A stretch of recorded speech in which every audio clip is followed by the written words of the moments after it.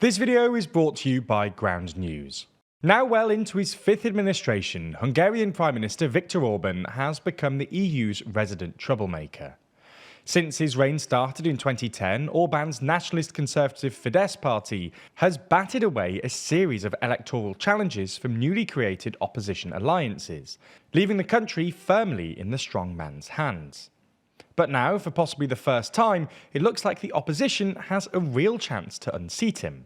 That's because the centrist Tisza party, led by the young and charismatic Péter Magyar, himself a former Fidesz official, currently has a lot of momentum ahead of Hungary's 2026 election, and has just overtaken Fidesz in the opinion polls. So in this video, we'll take a look at the recent survey data, explain why support for Orbán's Fidesz party is declining, and whether this could actually mean the end for Orbán.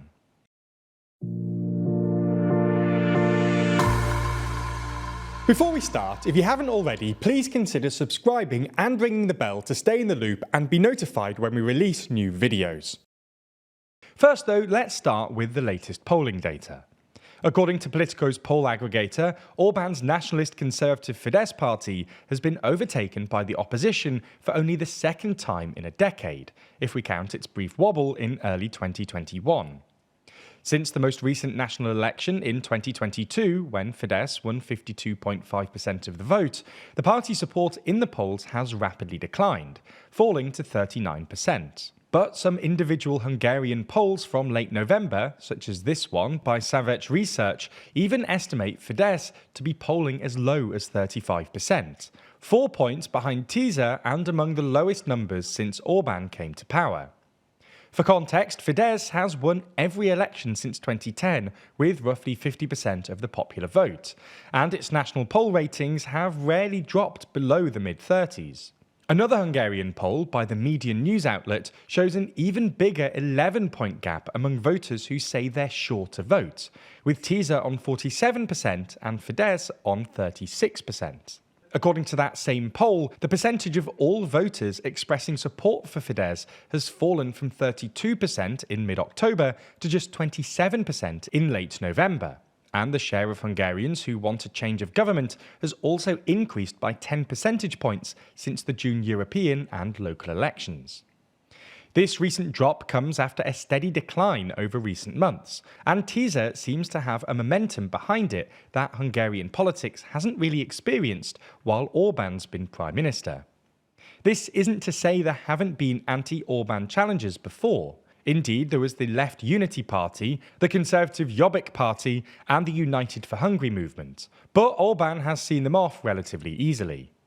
This was largely because their leaders were deemed incompetent or elitist, or because their coalitions were too ideologically diverse, encompassing different anti-Orbán parties without a unifying mission. In this light, Fidesz's electoral slide seems to have been driven by at least two complementary factors. Firstly, that Hungarians seem to have simply grown tired of Orbán, and secondly, that there's a new kid on the block, Péter Magyar, who's generally viewed as a more competent opposition leader than Hungary has had before. Let's look at Orbán's waning popularity first. In February, there was a political scandal which saw Hungary's president, Katin Novak, plus Orbán's justice minister, Judit Varga, resign after it emerged that they'd pardoned a man involved in covering up a sex abuse scandal at a children's home. This sparked huge anti-government protests, and the reason it caused so much outrage was because, like the rest of Fidesz, Novak had presented himself as a defender of traditional Christian family values. Novak's hypocrisy massively undermined Orbán's pro-family agenda, and caused Fidesz's poll ratings to plummet around 10 percentage points between January and April 2024. The other domestic issue Orbán has struggled with is the economy. Inflation has obviously been a problem for incumbent governments across the world, but in part because of conspicuously weak wage growth, Hungarians have suffered more than most, with Hungary seeing the steepest decline in real wages in Europe. In an attempt to keep voters happy, Orbán has dramatically increased government spending, but this hasn't worked, and mainly just pushed the national deficit up to dangerous levels. This year, the government had to up its deficit target for 2024 from 2.9% to 4.5% of GDP. but they'd already passed their target by June, and Hungary now has the highest deficit among the so-called Visegrad 4. The other thing to mention is that Orbán's rhetorical standoff with the EU probably hasn't helped his polling. Concerned by Orbán's erosion of rule of law in Hungary, the EU decided to withhold some €22 billion in structural funds in late 2023. And in response, Orbán then repeatedly blocked EU aid packages to Ukraine. While Orbán's repeated veto did get the EU to cave and release some of the money, it also revealed that his priority was asserting his own power over other European states, and might have created a sense among at least some Hungarian voters that Orbán is more interested in game playing and petty fights with the EU than actually solving Hungary's domestic issues, which in turn has likely contributed to their growing frustration and Orbán fatigue. This flips us nicely onto the other side of the coin, which is opposition leader Péter Magyar. Magyar, formerly a member of Fidesz, quit the party in a Facebook post after its scandal back in spring, saying Orbán's rule was a political product, and boosting his profile by going on a media blitz and repeatedly declaring that Orbán's government was corrupt. As a politician, while Magyar is sometimes accused of being too aggressive and disparaging, he's also generally considered more competent and savvier than previous opposition leaders.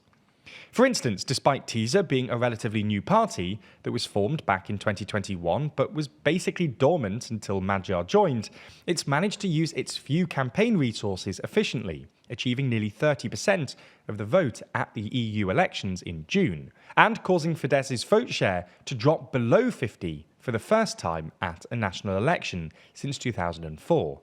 So what does this all mean for Orbán?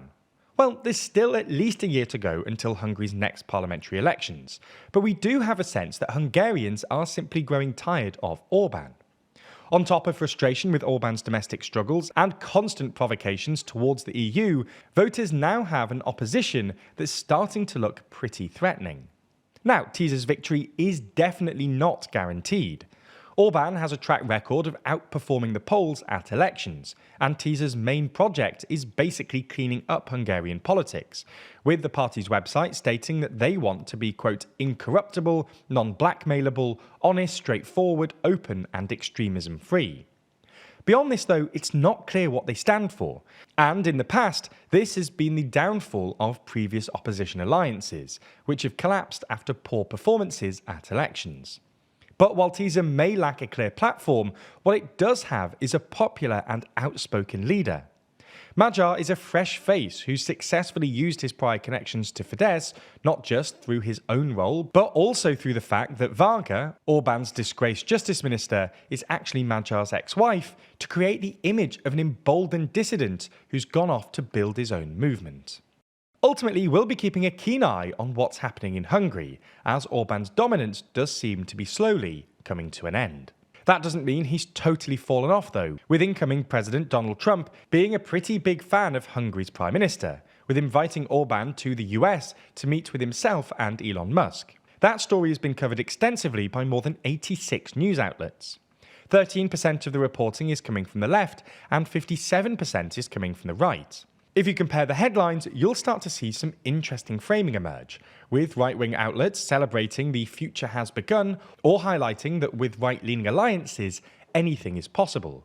This is all possible thanks to our sponsor Ground News, a website and app developed by a former NASA engineer on a mission to give readers an easy, data-driven, objective way to read the news. They pull in stories from all over the world and organise them by story, and every story comes with a quick visual breakdown of the political bias, factuality and ownership of the source's reporting, all backed by ratings from 3 independent news monitoring organisations. One of my favourite features is their blind spot feed, which shows you stories underreported by one side of the political spectrum or the other. For example, if you lean left, you might have missed this story about North Korean special forces accidentally killing 8 Russian troops in Ukraine. Now, as an impartial news outlet, we're passionate about informing our viewers about bias and helping them to understand how it affects the media they consume. Ground News is very effective at this, showing you exactly how each side of the political divide covers each story you see online. And best of all, we're currently offering viewers 50% off their Vantage plan, which includes unlimited access to all of their amazing features like their blind spot feed. This is their biggest discount of the year. So go to ground.news/TLDR, click the QR code here on screen, or use the link in the description to subscribe today.